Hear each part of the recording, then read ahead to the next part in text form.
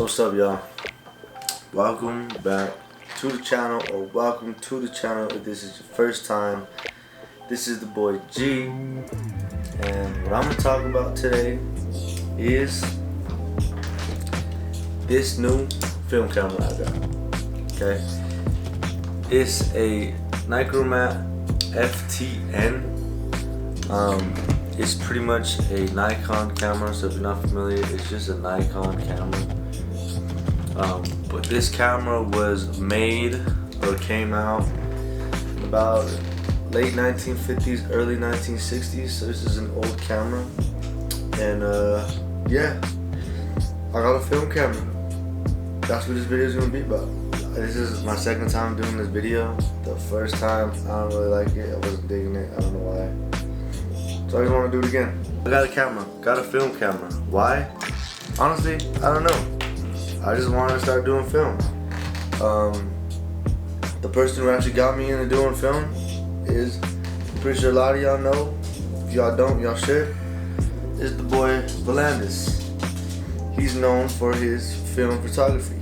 There are some other film photographers, but the one that's really caught my eye is homeboy Valandis. I don't know him. He don't know me. I mean, I know him. He don't know me. So when I say homeboy, I just mean the guy. But yeah, just the way he takes his pictures and everything, the way his environment and just him being him and just taking the photos and just honestly his composition with the pictures, it caught my eye. I'm like, man, that's like, it looks different. It looks dope. I want to try it. And now, not to bite, not to do none of that. I just like, it's cool. I liked film, but I never like was interested in it. Like, oh, it's just old. Like it just makes you feel good because it makes it feel like it's old school. I don't know, the way some emotion just gets out of the film pictures. It's just, I don't know. I just kind of feel it. And with his, I just definitely connected with that. So it wasn't my intention to go and find and go look and just go all out on trying to find a film camera. And this, by any means, is not no crazy film camera. It's just like pretty much my grab and shoot camera. For like small little events, I might use it when I go do shoots and stuff, just to compare the pictures. But as of right now, I mean, I'm just enjoying it. I'm learning from this. This is my first time actually working with film that is not from a disposable camera. This is from a camera with full intent of getting a specific look, understanding, having different lenses, understanding, exposing and everything on that camera, not just winding up to take a picture. Like working with it as if it was this camera. But the story behind this, so where I got this camera, from a Mike's Camera Shop. I don't know if y'all have those anywhere else. In Colorado, there's kind of a bunch of them, maybe a couple. But I was going in, and I've never been to that store ever. So I was going in with my boy Carter. He don't know nothing about cameras, so him even going in there was like, oh my gosh, this is crazy. I was going in there like, man, this is crazy. So I was going in there with the intent to find a used 35mm lens for this camera that I got, because I don't got a 35. I want a prime lens. This is a 28 or 20. This is 18 by 55 zoom lens, which is cool, but the aperture only goes to like 3.5, and I want something lower than that. So anyway, so I was going in looking for that. At the same time, in the back of my head, I was like, maybe I'll find a film camera here. Maybe I'll find one, whatever. So I walk in, and this is actually the first thing that I looked at in the store. It didn't have the lens. It had the cap, and it was just chilling there in one of those little cases.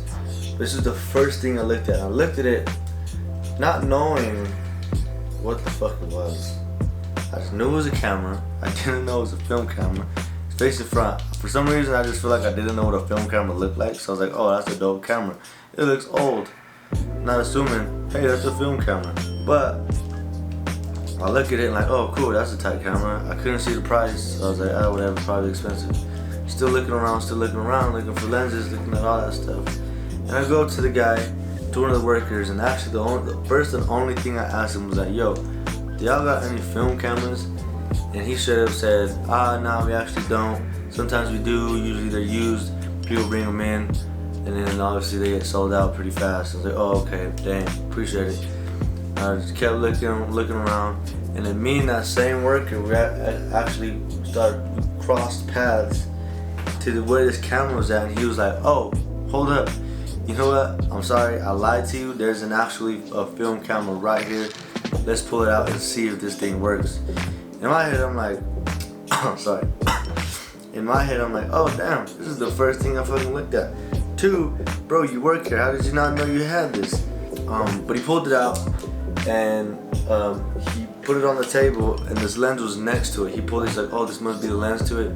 Pulled the lens out, placed it on the table too, and the little tags were hanging, and he pulled it, and this thing was only, the body was only $30.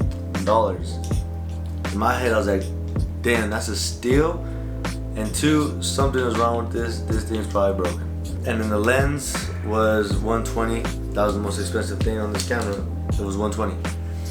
And he was like, yo, let's check it out, let's see if it works. Now the camera, it looked like it was just been sitting in a garage for some years, because there was just dirt in the cracks, just dirt everywhere. And I cleaned it up with some alcohol and Q-tips, just went around the little edges, and it looks good now.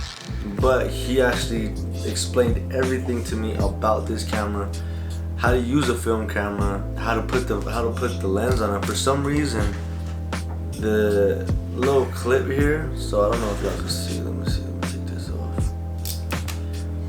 So this little lever thing right here, y'all see that little thing right there?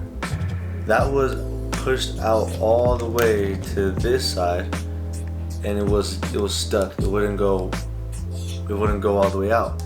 And we were struggling trying to put this lens on, because you're supposed to connect these little like, you gotta clip into these little bunny ear looking things right there. And we were struggling. He couldn't do it, and he was trying to figure it out. He was watching YouTube videos at the store, trying to do it, and for some reason it was just stuck.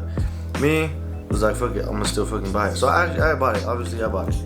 But he was explaining everything to me.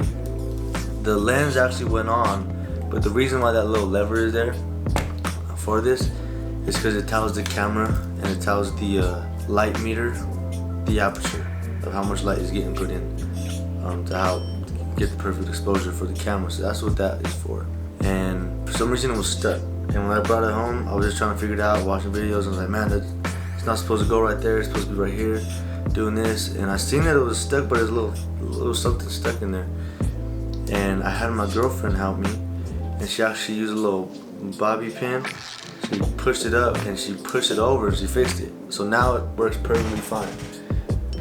That little thing. So that thing wasn't broken at all. It was just for some reason stuck.